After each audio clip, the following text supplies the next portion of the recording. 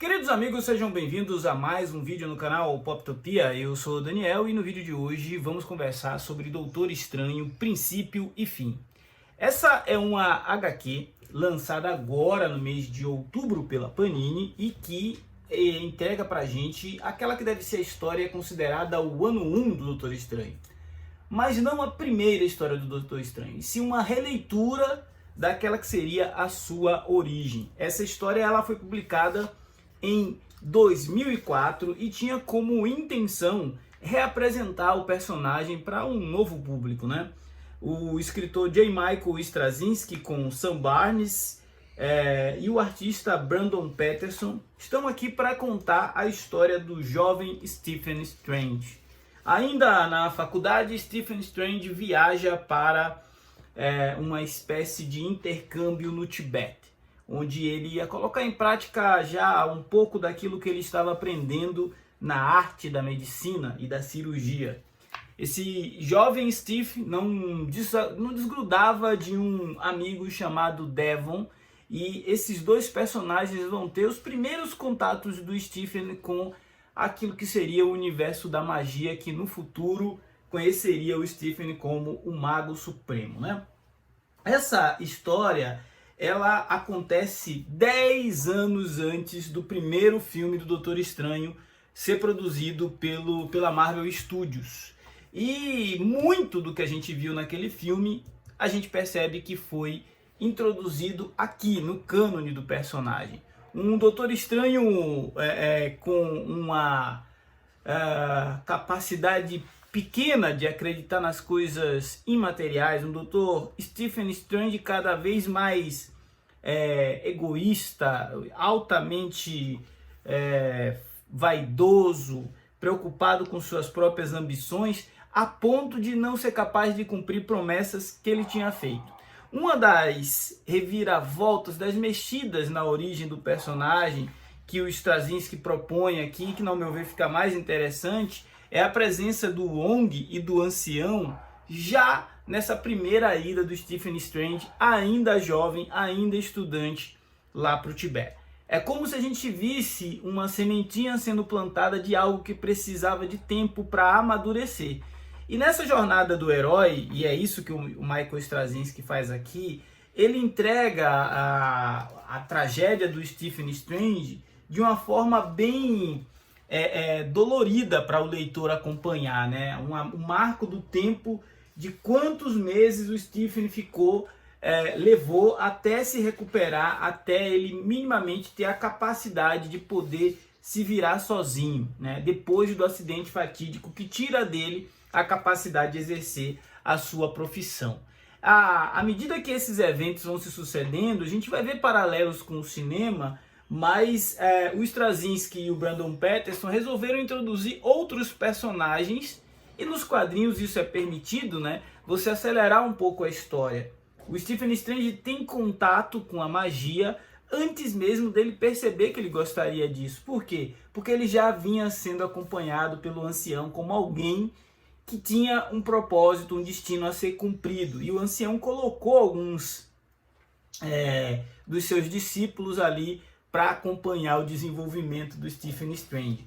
Claro que se as forças do bem estavam de olho no Stephen, a gente vai ver também as forças do mal tentando desvirtuá-lo. E essa é uma dinâmica interessante de acompanhar em uma HQ muito marcada pelas questões biográficas do Stephen Strange e muito menos por presença de batalhas, lutas, confrontos, né? Os confrontos aqui eles se dão no campo quase que do intelectual. É mais uma questão de formação do caráter daquele que viria a ser o Mago Supremo da Marvel. Até chegar no ponto que o Stephen Strange, de fato, resolve abraçar a magia, resolve entender aquilo que aconteceu com ele, ocorrem algumas reviravoltas. E nesse momento, a história tem ali uma barriga, tem ali um delay, a gente não consegue muito se importar com alguns coadjuvantes que vão surgindo, com exceção de um. O Wong é um coadjuvante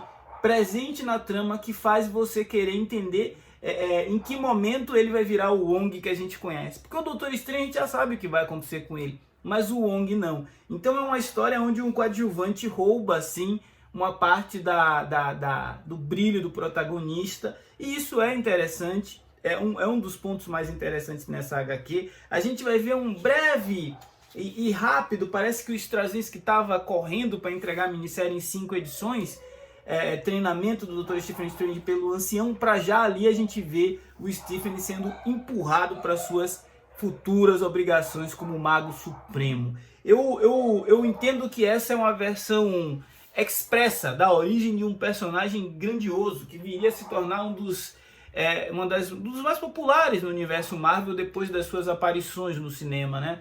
Talvez essa encomenda que a Marvel fez para o Straczynski reapresentar, reescrever a origem do personagem foi justamente isso. Simplifique, torne ela mais acessível. E é isso que esse quadrinho é. Você vai ler em 45 minutos, 1 hora, uma versão resumida, uma versão expressa, uma versão diluída da longa jornada de transformação de um homem que precisou abandonar seu ego, abandonar sua vaidade para abraçar uma nova causa, um novo propósito.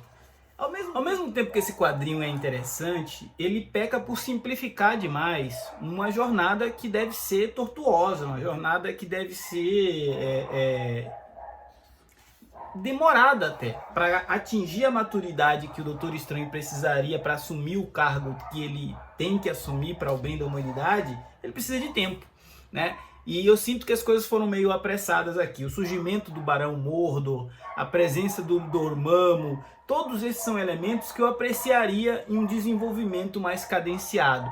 Então, a não ser que você seja um novato no universo Marvel e você tenha muito interesse em saber como foram os primeiros passos do Doutor Estranho, esse quadrinho é bem dispensável. Apesar de ter uma construção interessante, existem obras do Doutor Estranho muito mais sofisticadas para você conhecer mais a fundo o personagem. Apesar das suas 152 páginas, parece que é um quadrinho muito mais simples, então você lê muito mais rápido e isso faz dele uma obra praticamente esquecível, apesar de cumprir o seu propósito, apresentar o personagem para o público de um novo tempo.